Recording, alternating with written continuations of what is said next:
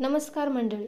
ऋषिकेश ओवीला जेवण भरवत असतो त्यावेळेस तो तिला विचारतो, ओवी आज होमवर्क नाही आहे का? त्यावेळेस ओवी म्हणते, बाबा आज शाळेला सुट्टी होती ना रे, म्हणून तर आज मी बाहेर फिरायला गेले होते. त्यावरती ऋषिकेश ओवीला विचारतो, कुठे गेली होतीस बाहेर फिरायला?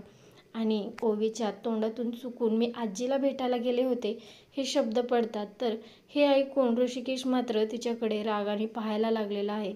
आता मात्र ओवी चक्क इथं घाबरली आहे आणि तिला वाटते की आता बाबा मला रागवतील तर का काय. इकडे आपल्याला पाहायला मिळेल की सयाजीरावांचा प्लॅन काही वेगळाच आहे. जानकी आणि ऋषिकेश ह्या दोघांना ते त्रास द्यायलाच कोणतीच कमी ठेवत नाही.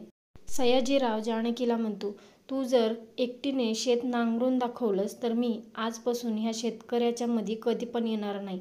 आणि जर का तू पैंज हारलीस तर माझ्यासारखं वाईट कोणी नाही. आणि तू आणि तुझ्या नवऱ्याने तो ऋषिकेश दोघांनीही बाजार शब्द हा तोंडातून काढायचा नाही, असं चॅलेंज तिला सयाजीरावांनी दिलेलं आहे.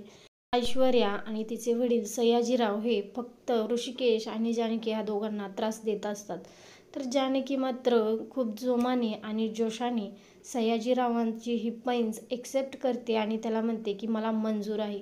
मंजूर आहे म्हटल्यानंतर सयाजीराव मात्र इथे कोमात गेल्यासारखं आपल्याला दिसणार आहे. आजचा एपिसोड कसा वाटला कमेंटमध्ये नक्की सांगा. धन्यवाद.